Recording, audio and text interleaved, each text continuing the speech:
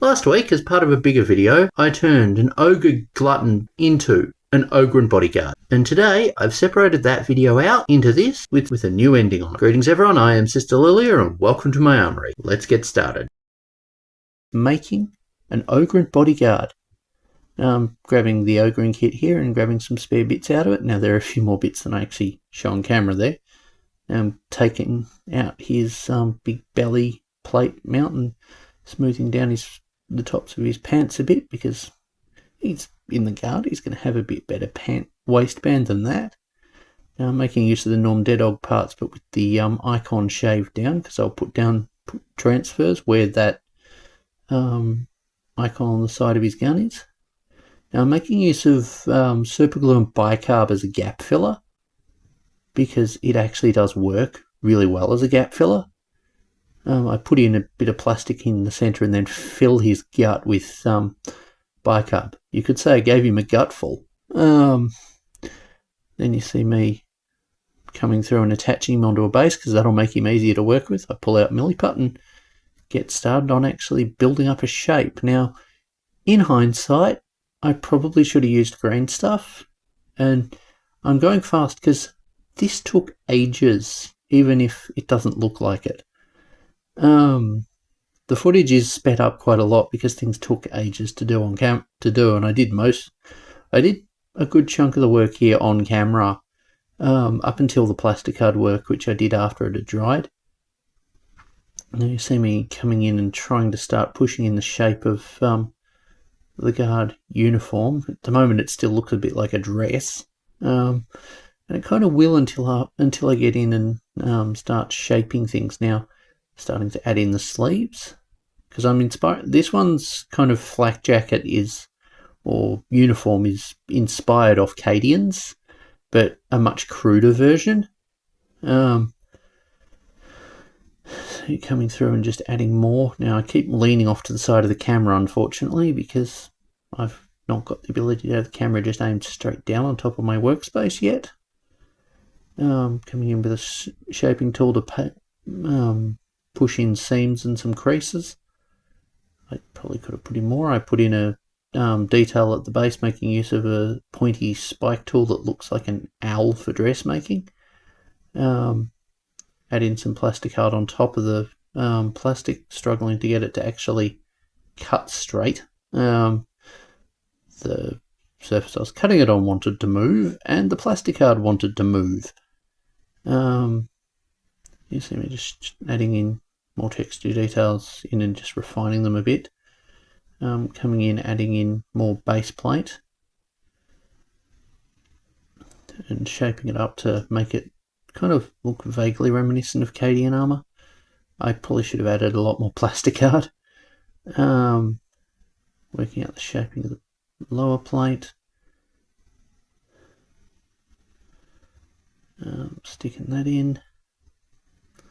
Adding in, now sculpting on the shoulder pads on there. Now I will come in after they've dried and refine the shape with a knife and a file a little bit. But in future I might just make a pauldron mould. Yeah,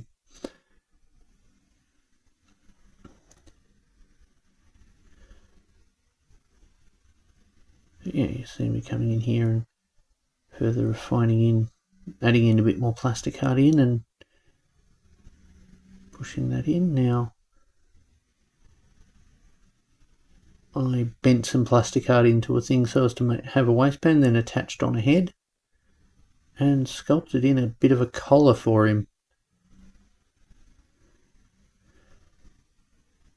Now off camera I sculpted some hair for this guy, making use of some extra liquid green stuff that I used to actually gap fill some of the spots and smooth out some of the details. Now I've gone and head off camera and made some of the straps that are going to have his armor, connect up his armor a bit, and you see me bending in and attaching a plate on here after I connect up that band a bit and make him look like he's wearing a safety jacket. That needed a bit of bending, and then I stick on a tank pack. This is a collection of backpacks that's attached on a guard tank. And I just figure it looked good as a backpack. I attach on an Aquila and do a bit of cleanup and work on him, and he is done and ready for painting. Okay, so here we have the complete model and completed paint job. And I quite like it. I mean, I still need to do the base on it, but all my Ogryn need new bases, apart from the Ogryn Commissar. But that one's base is pre-sculpted, and I liked it as it was. So I went for the default Norm Dead Dog loadout. There was the option of doing, well, there wasn't the option of doing this because the Brute Maul and Brute Shield, because I haven't got any spare. There was the option of the Tower Shield or Slab Shield, but I'm tempted to use all of the ones that I've got of that into Rain to make custom objectives. But yeah, like the model itself is neat. As far as how it scales, here we have a normal Ogryn next to it, or the bulgryn loadout version of the kit. The bulgryn's slightly taller, but that could be fixed.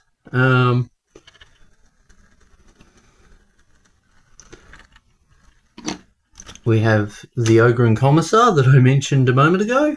He is absurdly massive.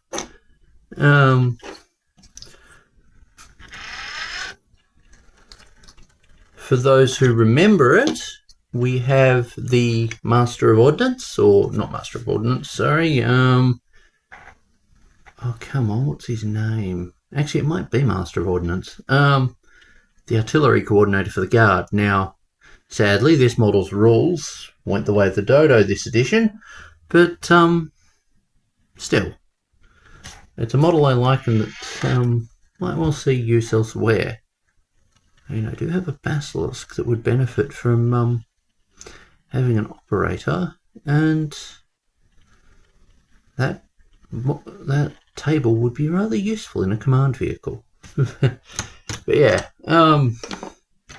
as far as the actual Ogryn itself, I applied transfers across the model.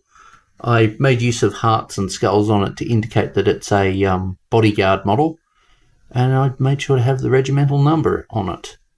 Now, as for the backpack, I like that idea. I am very tempted to make use of more of these vehicle stowage bundles.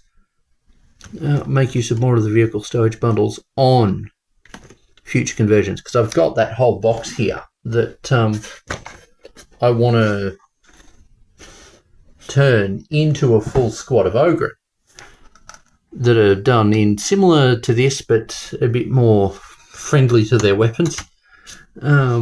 Working out, making it so that I can actually physically fit the weapons in is going to be interesting. But yeah, as for making more Ogryn bodyguards, well, I mean, there's two other loadouts I can do. I can do the Slab Shield or Brute Shield, and either the Brute Maul or Grenade Gauntlet. Or alternatively, I could give a third one another Ripper gun or a shotgun and not give it a weapon and just count it as something else. But yeah, anyway, I've rambled on for long enough. Thank you guys for watching. I hope you found this helpful, and yeah, as for pulling any other build videos from that big video, I won't be doing that until I've got enough Solar Auxilia together from various vehicle kits for the Solar Auxilia that get used for other things. Anyway, I've rambled on for far too long. Thank you guys for watching, and I'll be back with more. Anyway, catch you around. Bye! The cold is rising, but who shall stand against it?